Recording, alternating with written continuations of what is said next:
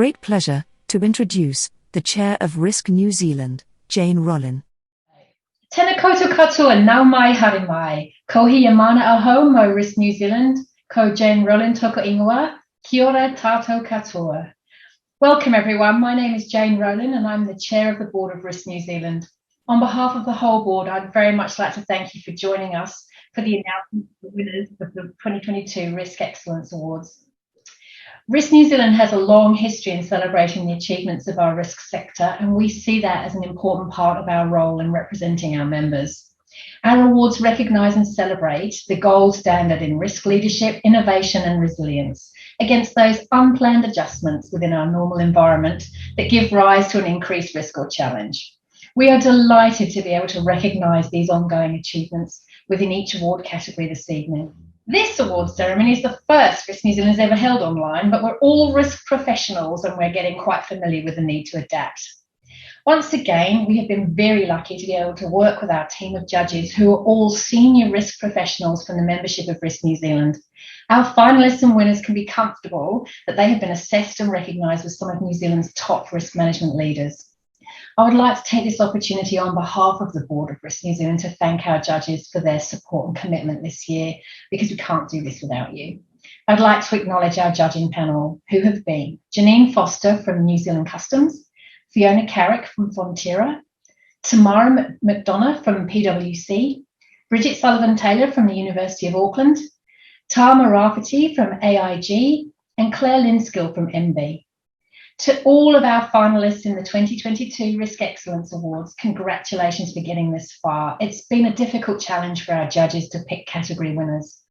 You are all to be celebrated for your amazing contributions and for supporting your own organisations in their success management. So for now, please have your glasses ready to toast our finalists and winners, and I'll now hand over to Imogen to steward us through the award announcements. And now, introducing your awards host, Risk New Zealand board member, Imogen Perez. Kia ora tēnā koutou, and welcome everyone to our very first online awards event recognising all our finalists and winners for the 2022 Risk Excellence Awards. My name is Imogen Perez and I'm one of our board members for Risk New Zealand, and I really give you a nice warm welcome. Thank you for joining us tonight. This is very exciting, doing it this way. Of course, we'd love to see you all in the room with us, but bear with us. I hope you enjoy what we've got in line for us tonight. It's really important to celebrate success. I know we're often a bit shy and we don't like to put ourselves forward, but we really do want to recognise all the wonderful things that are happening in our profession, and there's been a lot, and especially in the last couple of years. We've been lucky that we've had an amazing lineup of judges this year. We've had 6. And that's been great because that's allowed us to make sure that at least every category has at least 3 judges across it, and some categories have all the judges across them. And this has been great because we've been able to manage any conflicts of interest. And obviously, we've got some finalists in there that are associated with some of the judges' organisations, or they've done some work for them. So please note that we've taken this very seriously and we've managed those in-house. I do want to give a shout out to Brent Sutton, who's a fellow board member who's helped us very much putting this online event together, and without him it wouldn't be possible. So thank you, Brent, your work's been really appreciated. Right, let's get on to the evening itself. So I just want to run through the order of events. Tonight we're going to start with the Resilient Organisation of the Year. Then we're going to move through to the Risk Initiative of the Year award. On to the Emerging Risk Professional, then the Stronger Together in Partnership, and we're going to leave our final award, which is our, the Master Award for the Risk Professional of the Year, to the end. So sit back, relax, and enjoy the show, and thank you for joining us tonight.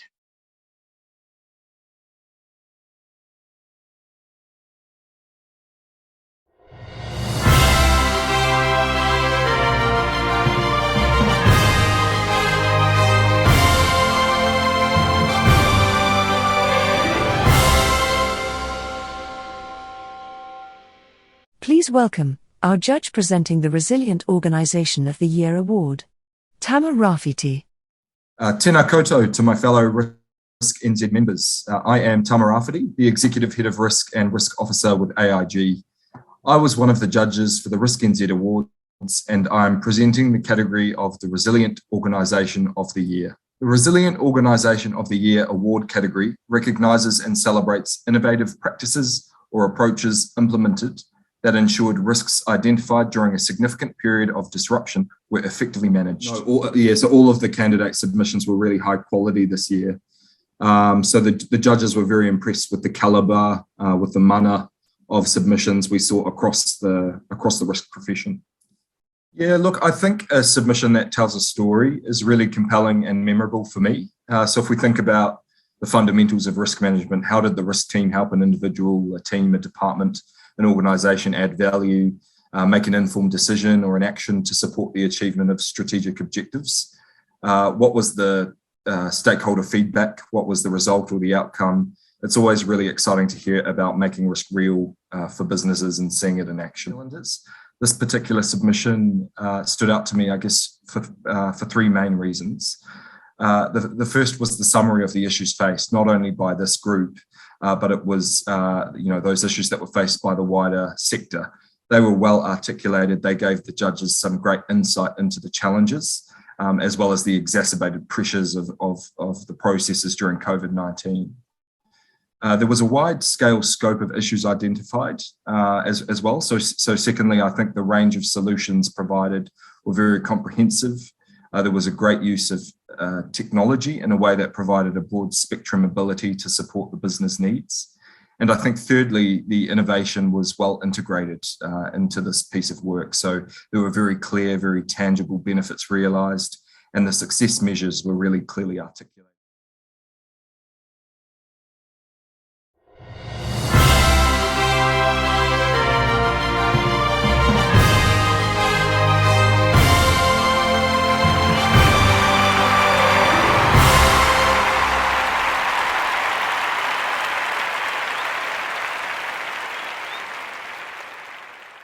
Hey everyone, I guess it's kind of up to me to say a few words. I wasn't really sure how this transition was kind of going to work, but wow, how amazing to be recognised for some of the work that our whole wide IOC team has been doing.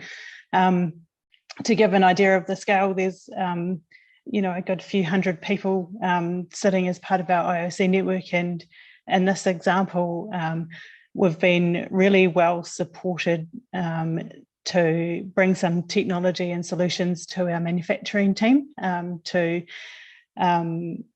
mitigate the risks around COVID and around being able to make sure our operational sites keep up and running. So yeah, thank you very much. And on behalf of the whole IOC network team, this is awesome recognition. Please register for the 2022 Risk and Resilience Summit to be held in Auckland, covering 2 days of speakers and workshops on August the 9th and 10th this year.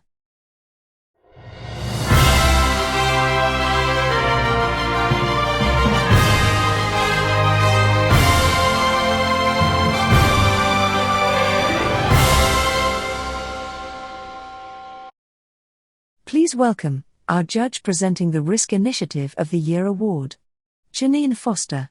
Kia ora koutou to everyone from Risk New Zealand.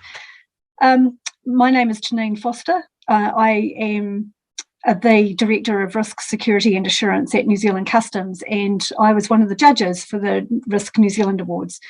I've got the pleasure of presenting the category of Risk Initiative of the Year. So the Risk Initiative of the Year Award recognises the work of a member with a complex initiative or a project of significance for organisations or communities that's been executed with attention to managing risk, cost, time, reputation, and delivering measurable impact for the customer, for stakeholders, and all the communities. There was a really big range of initiatives across a wide range of industries, and that made it nice and challenging for us as the judges to really isolate which ones were the best for, I guess, achieving across the scale of different measures. So for me as a judge, the thing that makes a submission really compelling is the real life impact of it. Something that's practical and meaningful in its approach, and often if it can create an enduring system change. So for me, the winning submission in this category was kind of an amalgamation of different things. They'd been nominated by colleagues, endorsed by others, by a range of different people within and outside of the organisation. What they'd come up with was something that was going to make a real difference over a period of time in a really tangible, very tangible kind of way, and in some extraordinary kind of circumstances. It was very much not just about the here and now, but it was about enabling large chunks of the community to make really practical, common sense decisions about what they could do going forward. So the 4 finalists in this category, in alphabetical order, were Charles Ashworth from the Earthquake Commission, Michael Knuth from Brands, Rebecca Knapman from Fonterra, and lastly Suzanne Sherwin from Fujifilm Business Innovation.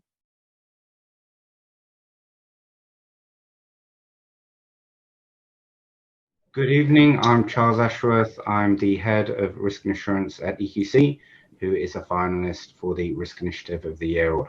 Kia ora koutou. My name is Anna James. I'm from EQC and we're finalists in the Risk Initiative of the Year Award category.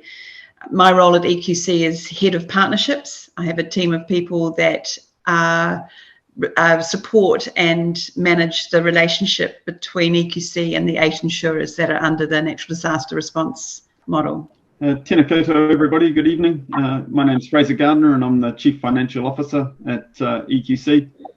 Just really proud to be a part of the broader EQC team that are nominated as finalists for the Risk Initiative of the Year. EQC gained a significant amount of experience and lessons learned through the Canterbury earthquake sequence. And we conducted a number of internal reviews, and obviously through the public inquiry at that time, it was evident that we needed to rethink the way that we managed and settled EQ cover claims for natural disaster events, and in particular improve the customer experience. So when Kaikoura earthquake occurred in 2016, we applied those learnings to determine what the partnership model would look like. How could we leverage the capability that was already in the insurance market and achieve the best possible experience and enduring outcomes for customers, rather than duplicating effort and resources, as you can imagine, if a customer has to go through both EQC and a private insurer for the same event. It just wasn't a great experience at all for Canterbury customers. And what it resulted in was the natural disaster response agreement and model. It's a global first, it's unique, it's a public and private partnership approach, and it sees EQC working alongside 8 private insurers to manage and settle EQ cover claims on behalf of us. I think as a result of the partnership, EQC needed to develop a method for having really good visibility and confidence of the insurer's performance, and as such sort of tailored to extend EQC's existing assurance framework. What we did was we established that, and it was about ensuring that the relationship with the private insurers is effective in delivering the desired outcome, and risks associated with the outsourced arrangements have the necessary controls in place. So just really good assurance practice in that space for us. And secondly, it was just to ensure that both the private insurers and EQC are meeting all of the relevant statutory and contractual obligations. We also needed to make sure that we were delivering on the public inquiry recommendations. And really at the heart of all that we're doing is providing a quality customer experience. This is the first time that EQC has put a submission in, and we weren't really sure sort of what the threshold is. But in the end, the reason why we made the decision to is we knew that what we built did have some unique elements to it that we thought that others in the risk community, might find interesting. If we're able to show what we've got and what we've developed, and others may find that interesting and pick that up or take elements of it themselves, then that was something that we were keen to do. Kia ora koutou. I'm Michael Knuth from Brands. And I'm Charlotte Brown from Resilient Organisations. So my role at Brands is a social scientist within the industry performance and social research team. And I was also the project lead. And I'm Joint Managing Director of Resilient Organisations, and I work in risk and resilience. So our submission touches upon a topical theme, and that is how to balance different types of risks in the formation of public policy decisions. And at a broad level, the subject is hugely relevant at this point in time because it is at the heart of the tensions around the government's Kobit response, how to balance life safety and socioeconomic well-being. So this is a really difficult problem, and it has no real clear answer. How government makes decisions of this kind, whether it's central government or local government, is impactful on most people's lives, and everyone really has a risk. So this same tension applies to the issue of earthquake-prone council buildings. What may be compelling about our submission is that we showed that few councils have developed processes by which to rationalise their risk-based decisions, which itself risks significant consequences for people's health and well-being. We also showed that there is a limited understanding within local government of their legislative responsibilities across the Building Act, Health and Safety at Work Act, and the Local Government Act. So our work seeks to address this by creating a basic formula for making risk-based decisions for councils to follow that is based upon the International Risk Management Standard, which is ISO 31000. I think one of the things that makes this project and our submission really compelling is our multidisciplinary team. Like, we realised that this problem had multiple strands to it, and so we brought together a team that covered engineering expertise, legal, science communication, social science and policy expertise, so that we could really make sure that we were covering this issue from all angles. And part of that was creating a language within the user guide that people, that decision makers could use with their with others within their organisations to understand the issues and understand the risks that they were balancing. And as Michael said before, that life safety versus the socio-economic impacts. And the last thing I'd say is that we worked really closely with end users. They were at the heart of our process, and we wanted to make sure that what we were developing would really work for them within their context. Kia ora koutou. I'm Rebecca Natman from Fonterra, and on behalf of the IOC network, I'm a finalist in the Resilient Organisation Risk Initiative and Stronger Together in Partnership award categories. My role at Fonterra is the Integrated Operations Centre Manager. This entry is about utilising Industry 4.0 technologies to support a specific risk to the business related to insufficient support on site in our manufacturing facilities.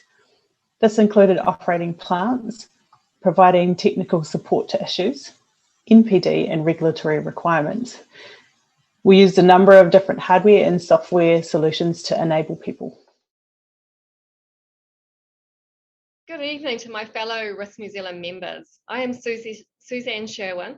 Sorry, I'll have to start that again. I got my name wrong. I'm Suzanne Sherwin from Fujifilm Business Innovation, and I'm a finalist in the Initiative of the Year Award category. My role at Fujifilm is to lead the risk and assurance team, which includes health and safety and wellbeing, information security, and risk and assurance. Our submission was to launch a simple, user-friendly wellbeing platform to address the emerging risks we saw in the areas of COVID and the related stress and mental health issues that created, but also to move us into a much more proactive space. It was a team effort. It had to be delivered quickly with existing resources and our existing budget. Our submission was very well integrated, and we got a lot of support from the business, which took us beyond what we could have achieved as a team, but also created a lot of engagement. We used our wonderful print design team to create some visual logos, and our communications team helped us with key messages and also got us some top-notch speakers. This meant that we could have a visual, easy to understand program with 5 pillars, and we linked those to key metrics in each of our activities. So for our vaccination program, for example, we used Nanogirl to come in early on, myth bust how the vaccine worked, and the purpose of that was to ensure that our staff that work in high risk areas could ask questions about the vaccine. So our metrics at the start were attendance at the event, but later on we could look at uptake of the vaccination and longer term look to a reduction in positive cases in those high risk areas.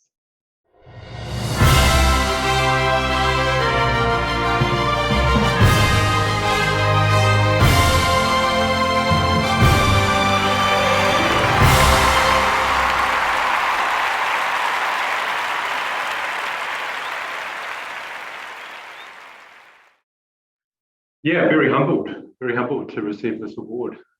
Actually, quite a surprise given the quality of the nominees. I wasn't expecting the award at all. I guess the most important thing to say is that even though the award has been handed to me, the truth is that I accept this award on behalf of a team of individuals who all contributed equally to the work developing a decision-making framework for councils regarding the earthquake-prone council buildings. So this project was a multidisciplinary undertaking, which spanned the disciplines of engineering, law, social science, risk management, behavioural science as well. So it's really important that I share the credit of this award with the people who were part of my project team. So just want to name some names if I can.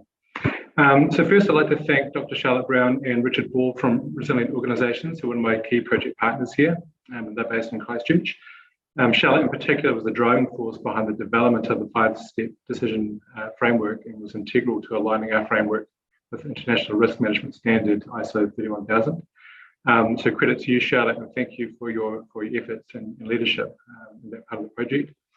I'd also like to thank Dave Brunson from Kestrel Group for its engineering and risk management expertise. And alongside Charlotte Brown, Dave played an instrumental role in the development and refinement of our ISO 31000 based decision framework, and also played a key role in ensuring that our framework responds to a real need within the local government sector.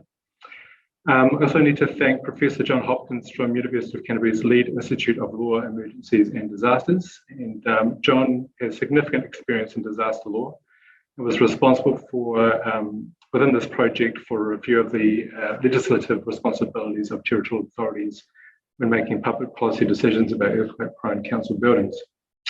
I'd also like to give credit to Dr. Emma Hudson-Doyle from Massey's Joint Centre for Disaster Research for her expertise in the area of behavioural science and critical thinking during natural hazard events. Emma's expertise was also invaluable to the formation of a decision-making framework for territorial authorities. And I guess last, I'd just like to thank all the territorial authorities who are involved in this work. We consulted with about 14 different territorial authorities from across the country. We made sure that this was a process of co-design, co-creation. So it wasn't just a bunch of experts putting their heads together. We did this in collaboration with end users, and they were integral to this process. Special credit here goes to Jeff Farrell, who's the strategic project manager at Whakatane District Council, for his critical feedback throughout the project. His input was invaluable. So I'd just like to sign off by saying very humbled to receive this award and get the recognition of our peers. And I share this award with my broader project team. Thank you.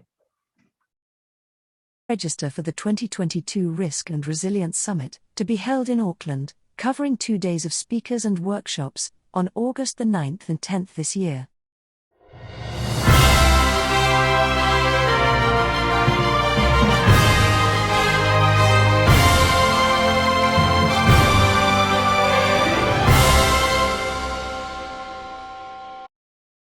Please welcome our judge presenting the Emerging Risk Professional of the Year Award, Tamara McDonough. Good evening to my fellow Risk New Zealand members. I'm Tamara McDonough, a director in PwC, and I was one of the judges of the Risk New Zealand Awards, and I'm presenting the category for the Emerging Risk Professional of the Year. The Emerging Risk Professional of the Year Award recognises the work of a relatively new person to a career in organisational risk management, and must have worked in a risk-related role for less than 5 years. The judges were looking for individuals that could demonstrate that they have contributed to the measurement, management and/or risk mitigation within their organisation over the last 18 months. So this is the first year I've been a judge for these awards, and I was really pleased to see the standard. Overall, all the candidates were excellent, and it was a pleasure to read through all the submissions. From the judge's perspective, what made submission compelling and memorable was particularly around where a candidate had used really new and innovative thinking and in a challenging new area.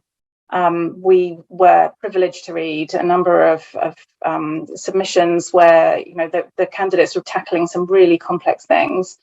And for myself, what I really looked for was when the benefits of those positive impacts were felt outside of the organisation. So what stood out for me with the winning candidate was how they managed to progress a very complex area of risk. They brought a number of stakeholders together and were really able to demonstrate the progress. The results that they had managed to achieve were very tangible and they could evidence those. So the 4 finalists in alphabetical order were Callum Lott from Fonterra, Douglas Gray from Fonterra, Jill Kwan from Westpac New Zealand, and Nicola DeToy from MB.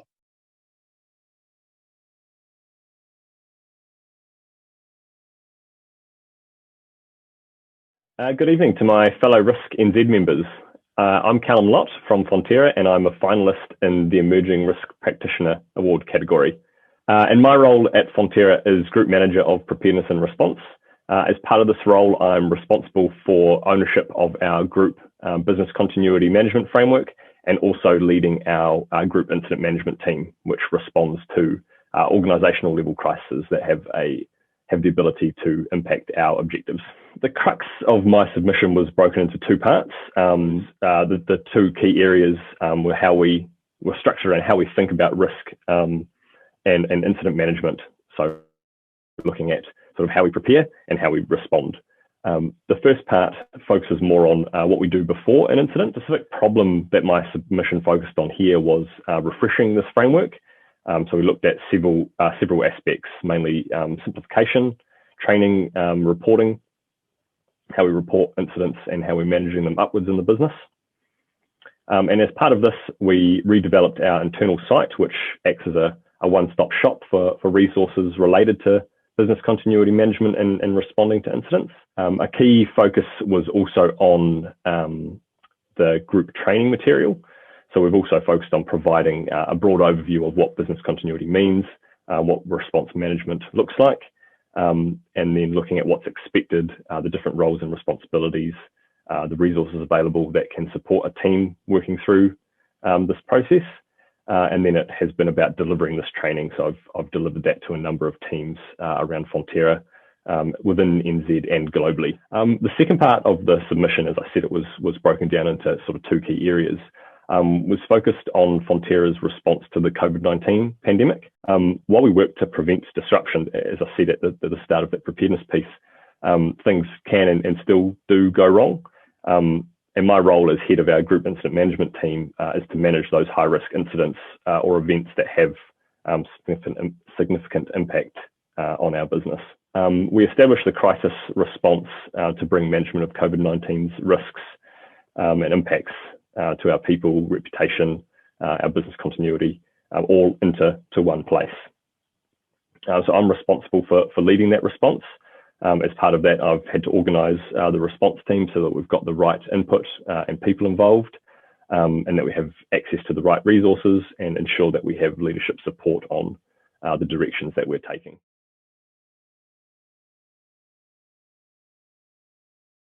Good evening to all of my fellow Risk New Zealand members and the broader Risk New Zealand practitioner community around the country.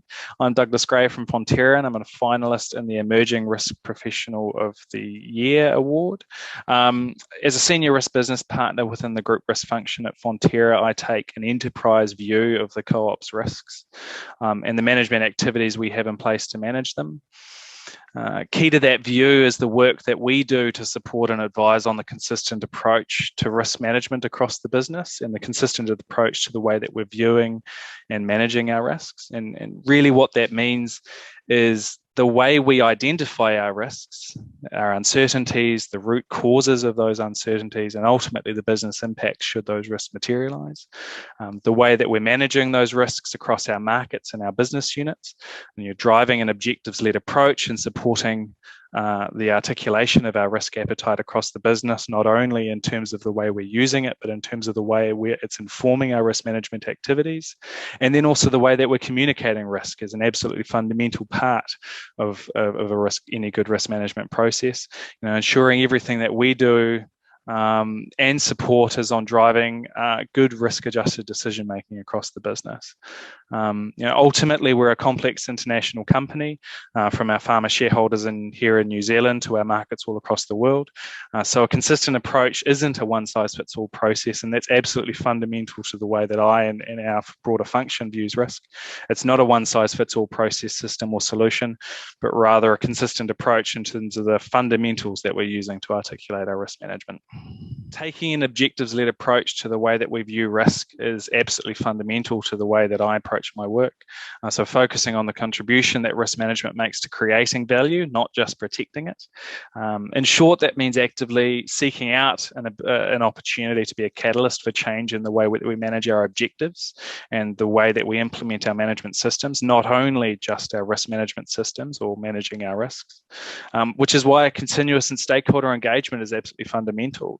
Whether it's aligning our frameworks across the business for risk management and management activities, supporting the communication of insights across business units and across critical functions, and then ultimately increasing understanding around the key drivers of risk across the business, not only for those key risks, but also those interconnected risks across the business, of which there are many.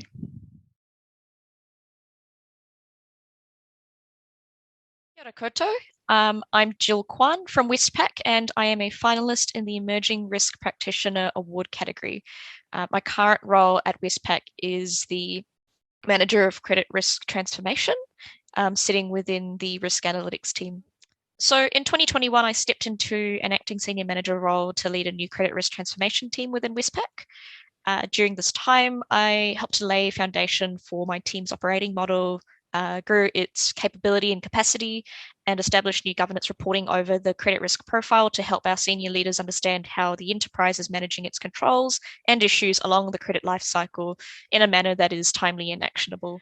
So in the acting role, I was constantly being challenged to operate and act over and above my typical capacity. So I was able to use the time quite meaningfully, not only to develop people and to be in a position where I was growing people who are new to risk management, not being able to run, tell their controls from the issues, and being able to, get them to a place where they're running risk processes and reviews on their own, but also just using that time to make an impact on our governance reporting and the quality of our risk data. So over what was a 7-month period, I helped to enhance both data from the issue and controls front, designing and implementing, for example, a central issue triaging process in partnership with our first line and our credit risk leadership, and also helping our business to undertake detailed reviews over all our existing controls to map our credit risk obligations. And following that, also working very closely with our credit risk leaders to storyboard a new recurring credit committee paper, generating quite early buy-in, focusing conversations on, just who our primary users of the paper were, also just helped to drive what key questions this paper needed to answer. And as a result of that, being able to deliver what was the first credit risk paper that was able to apply relative strategic non-financial risk benchmarks, looking across life cycle stages across the organization, and even being able to present risk themes across business units, and also being able to forecast things like future issue and incident themes based on open issue characteristics. So coming to this sort of outcome in 6-7 month period, working with in quite a new environment with new people, it was quite a worthy challenge to take on, and I believe that was what made my submission compelling.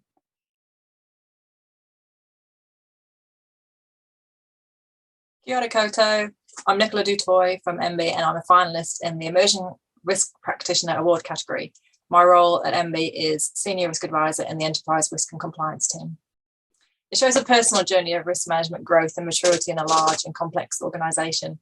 Nearly 5 years ago, I returned from maternity leave into a business advisor role and had no prior risk management experience. By having a growth mindset and taking the opportunities, I was able to move into the Enterprise Risk and Compliance team as an advisor and then be promoted into a senior advisor role, and now I'm leading key initiatives at MB.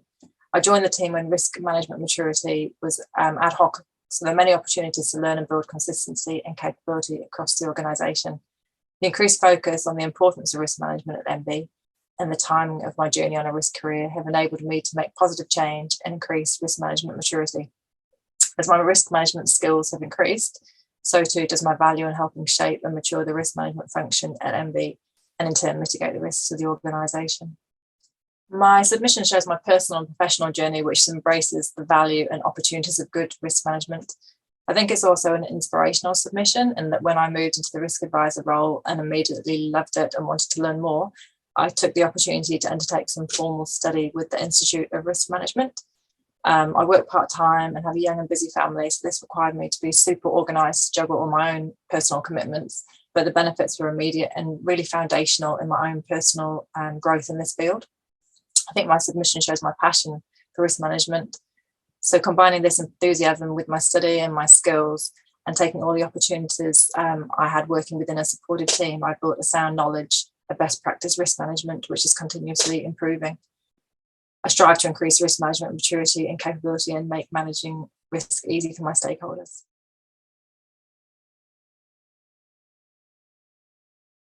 Before announcing the winner, the judges want to recognise the commended finalists of this award for their submission: Douglas Gray of Fonterra and Nicola Du Toit of the Ministry of Business Innovation and Employment.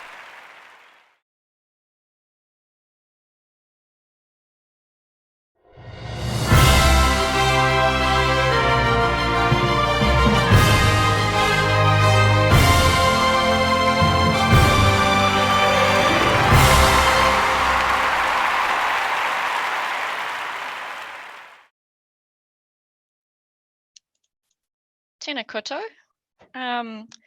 Gosh, I'm really privileged to be amongst such a wide range of risk practitioners in the room today, and especially to be amongst such a bright selection of finalists. It was really genuinely so interesting hearing about your journeys through risk and the things that you've achieved and the way that you've applied yourselves.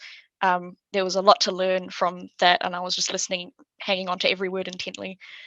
And in keeping this somewhat short and sweet, I'd really just like to thank my team for all their support, Patty, Sabina, Daniel, Alicia, Abby, Glenn, and really particular credit to Sabina and Patty, who set the foundation for my work in credit risk transformation, and even not just for myself, but for what is now a properly running team.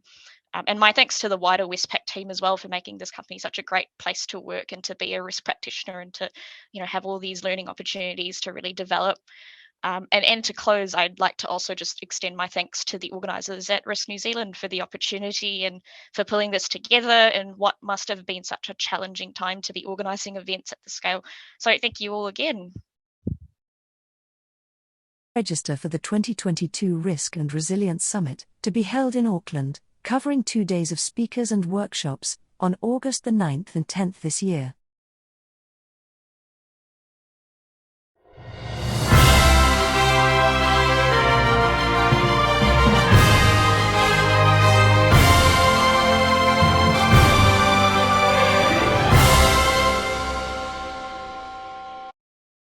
Please welcome our judge presenting the Stronger Together in Partnership of the Year Award, Dr. Bridget Sullivan-Taylor. Hello, I am Dr. Bridget Sullivan-Taylor, and I have been one of the judges for Risk New Zealand Awards whilst at the University of Auckland, and I'm presenting the category of Stronger Together in Partnership Award.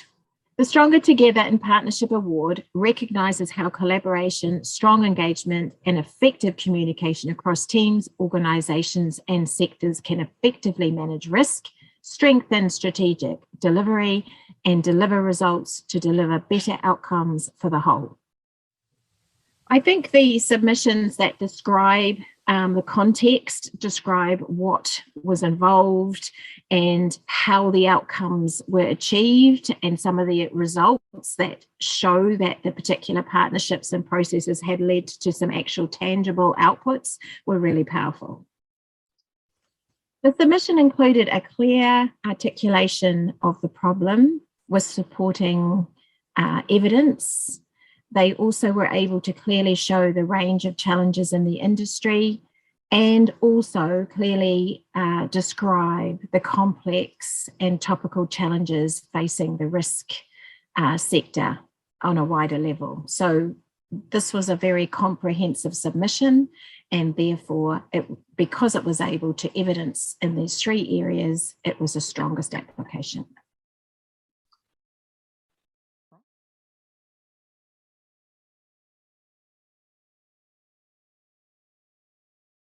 Good evening to my fellow Risk New Zealand members. I'm Cecilia Teese from Aon New Zealand, and I'm a finalist in the Stronger Together in Partnership Award category. My role at Aon is Enterprise Risk Specialist, and in my role, I support organizations to live risk maturity through enterprise risk management. Good evening to my fellow RiskNZ members. I am Mustafa Nairlu from Aon, and I'm a finalist in the Stronger Together in Partnership Award category. My role at Aon is risk consulting, and I provide advice around risk matters to my clients. Good evening to my fellow RiskNZ members. I'm Sarah Littlejohn from New Zealand Post, and I'm part of the team that is a finalist in the Stronger Together in Partnership Award category. And my role at New Zealand Post is Group Risk Manager. Good evening to my fellow Risk New Zealand members. I'm Veronica Ott from New Zealand Post, and I'm a finalist in the Stronger Together in Partnership Award category. My role at New Zealand Post is Risk Leader. Climate change imposes physical and transitional risks to businesses, and the changes in climate also bring opportunities. Aon and New Zealand Post work together to identify what these risks and opportunities could be for New Zealand Post. You don't win against climate change on your own. You can't cross the finish line and say, I'm done. We can only get there together. And quite frankly, it's a whole of society issue that requires a whole of society response.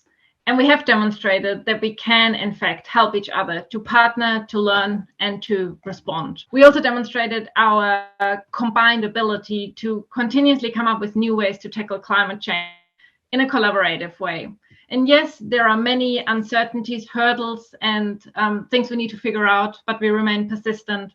And by expanding this collaboration and engaging specialized third parties, we can truly optimize the results of this partnership. Both Aon and NZ Post submitted under the category of Stronger Together in Partnership. And we believe that through a collaborative approach, we have developed great outcomes on climate change risks, and that we would like to share this with the wider risk community. I'd just like to take the opportunity to thank RiskNZ and also to thank our partners in this award, Aon, who have worked with us to really come up with challenging and innovative solutions to some of our issues and have really understood what we're trying to achieve. And I think have demonstrated that, you have to use the community around you to achieve success against the battles of climate change, because we just don't each individually have the expertise that we need. So really my message is use your community. Kia ora koutou. I'm Michael Nuth from Brands. And I'm Charlotte Brown from Resilient Organisations. So my role at Brands is a social scientist within the industry performance and social research team. And I was also the project lead. And I'm Joint Managing Director of Resilient Organisations, and I work in risk and resilience. I think one of the things that makes this project and our submission really compelling is our multidisciplinary team. Like, we realised that this problem had multiple strands to it, and so we brought together a team that covered engineering expertise, legal, science communication, social science and policy expertise, so that we could really make sure that we were covering this issue from all angles.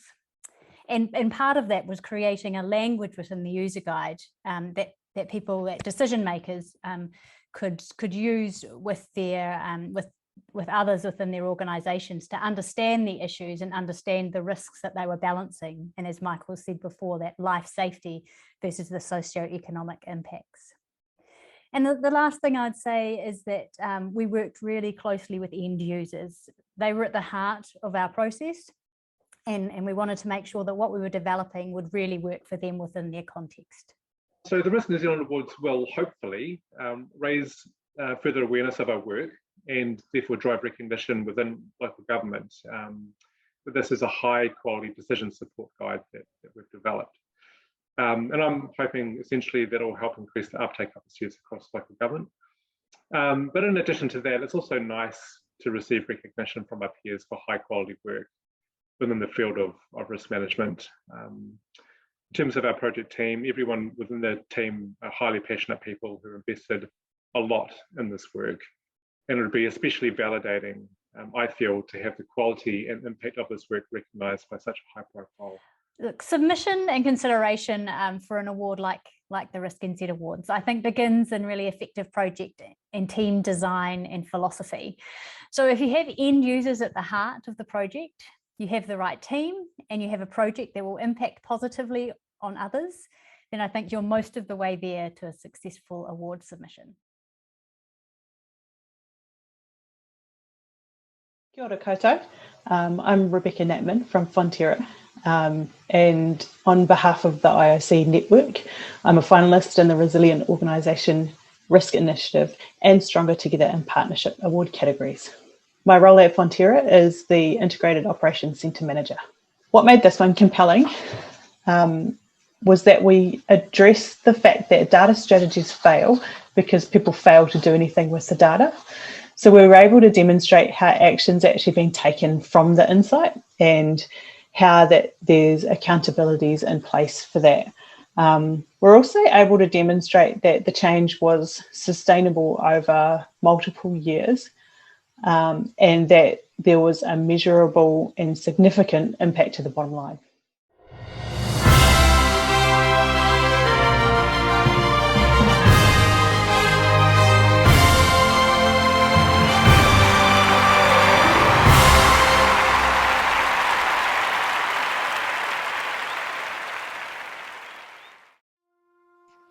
Well, yeah, thanks again. And again, very humbled to receive this award and incredibly surprised as well, given the quality of all the nominees here. I guess this award reflects what I mentioned earlier, that this was a team effort, which was represented by different risk professionals from different backgrounds. So, you know, I'm not going to accept it on behalf of myself, but for the whole team. There were 5 different organisations involved in this work. It was funded by the Building Research Levy from Brands, led by myself, but the people in this project from 4 other research organisations all contributed equally. So therefore, you know, I think they're all deserving of recognition, and this particular award does that. As mentioned earlier, this is a project which extended across different disciplines here: engineering, law, social science, behavioural science and risk management.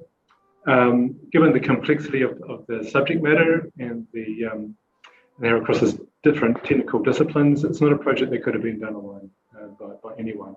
It had to be done in partnership with others, and for that reason we were stronger together. The last thing I'd like to say is actually working with the people that I work with on this particular project, they made it easier for me because all high caliber professionals who were all dedicated to the task and really put in the hard work. So it was a pleasure for me to work with them, and it certainly made my job as a project leader a lot easier. So again, I'd just like to give credit to those who are involved in the project: Charlotte Brown, Richard Ball, Dave Bunston, John Hopkins, Emma Hudson Doyle, and of course credit to Jeff Farrell from Whakatane District Council. He wasn't part of the team, but he gave critical feedback. Very humbled again to receive the award, and thank you to everyone interested. Register for the 2022 Risk and Resilience Summit, to be held in Auckland, covering 2 days of speakers and workshops, on August the 9th and 10th this year.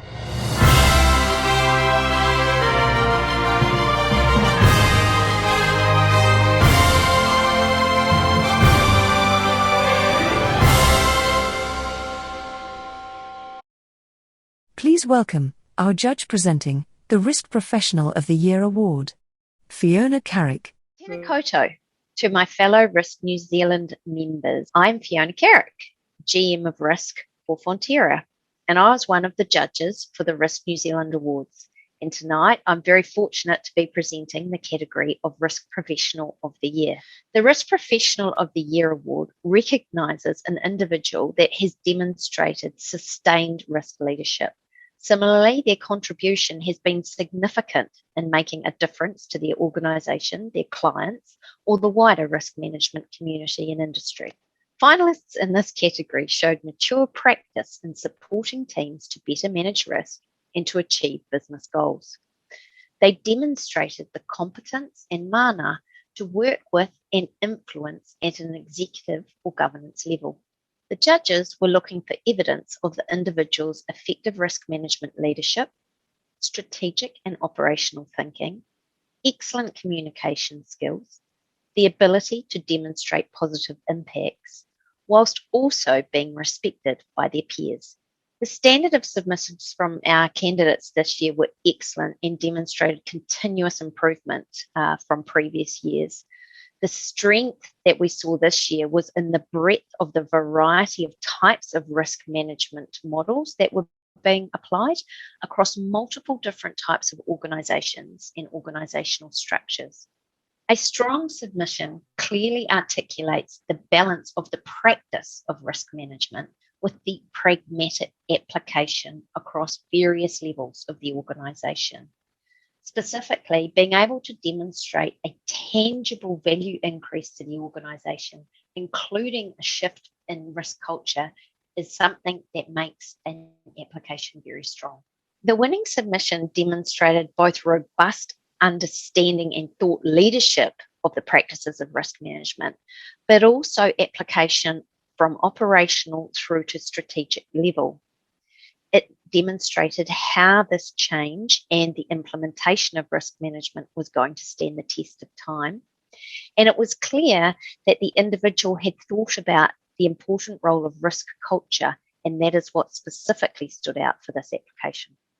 The two finalists in alphabetical order were Dr. Frances Hughes from Oceania Healthcare and Laura Marshall from LIC.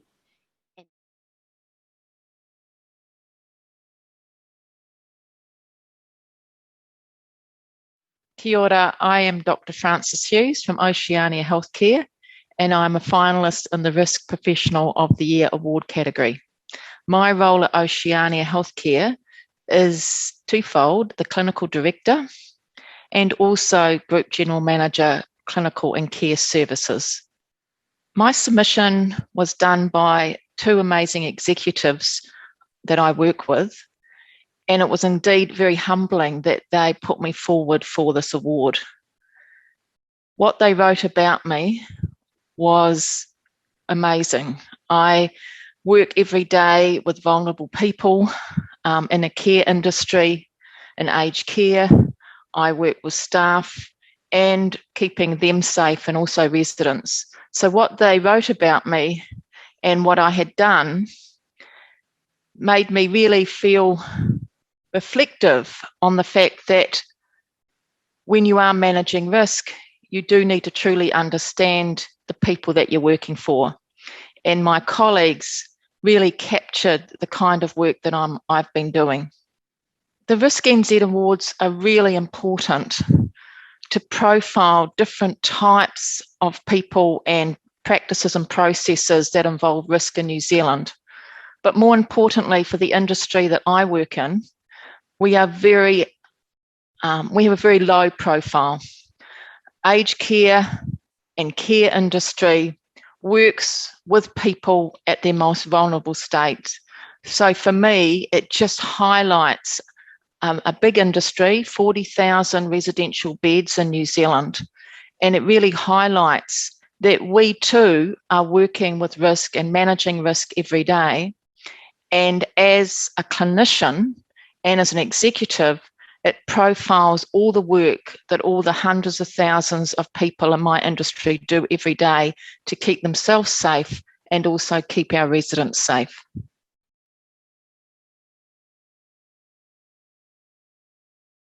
Good evening to my fellow RiskNZ members and all those others who've been able to join the awards today. It's great to be able to open this up to a wider audience. So my name is Laura Marshall from LIC. I am a finalist in the Risk Professional of the Year award category. My role at LIC is obviously in the risk space, also looking after crisis management, business continuance, insurance, and audit. To have our AFRC chair and CFO share that LIC's risk framework is among the best that they've seen is hugely rewarding to me personally, and I think a great reflection of what LIC has achieved so far in our risk management journey. We've really focused on maintaining a simple, user-friendly framework to drive risk ownership across the business. And we've introduced some key risk indicators which provide us an early warning signal of increasing risk exposure. And when you set that alongside our risk appetite, it really tells us where we need additional focus. I think the buy-in from senior leaders and the board in risk management at LIC is particularly compelling, and I know something that every risk manager strives for.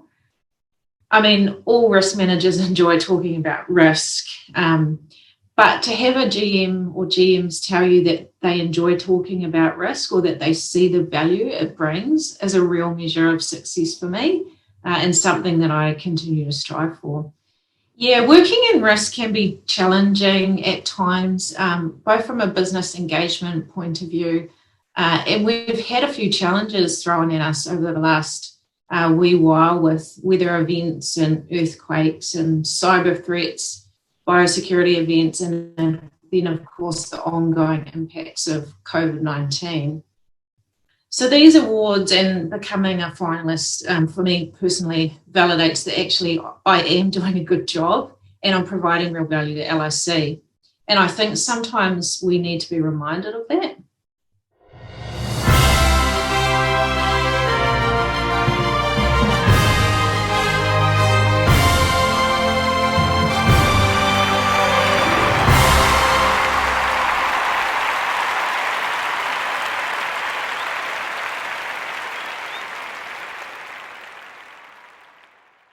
What I'd like to do is share this wonderful industry that I work in of aged care.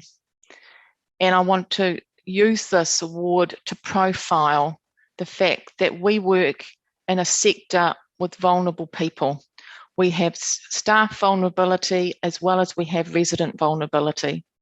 So this award to me shines a light on an industry which to date has had a very low profile. I want this award to create greater understanding of what we do in aged care, to look after the aged person in New Zealand. And I also want it to create an opportunity to show how we manage risk every day in what we do. I hope that this award will also shine the light on government departments so that they can learn the approaches that we need to come from the coalface to better reflect what we do and how we keep people safe. That concludes the Risk New Zealand Awards presentation. Please stay for closing remarks from Risk New Zealand Chair, Jane Rollin. I would just like to congratulate all our award winners this evening. Thank you all for joining us. It's been wonderful to hear from our judges and winners this evening. We hope that you've been able to have parallel celebrations wherever you are. We look forward to being able to revisit some of the insights from our awards ceremony at our Risk and Resilience Summit in August later this year. I have two last messages I'd like to share with you.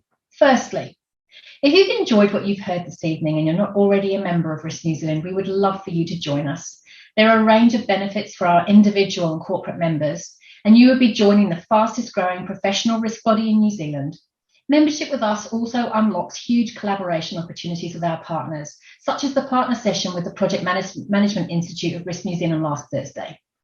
Secondly, we would love for you to join us at our Risk and Resilience Summit in August. This is being held at the Aotea Centre in Auckland, and we have an impressive lineup of speakers covering a range of key topics relevant to the risks New Zealand faces today. You can find out more from our website, including special member rates and how to register. So once again, huge congratulations to our award winners and many thanks to our judging panel. I also have further thanks to our board members. Thank you, Imogen Perez, for stewarding our awards process. This is no easy feat and we are grateful for your mahi. Also, thank you, Brent Sutton, for making the online version of our awards ceremony so fabulous. I hope you have time for some further celebrations wherever you are, and thank you so much for joining us. He kona mai, mā te wā.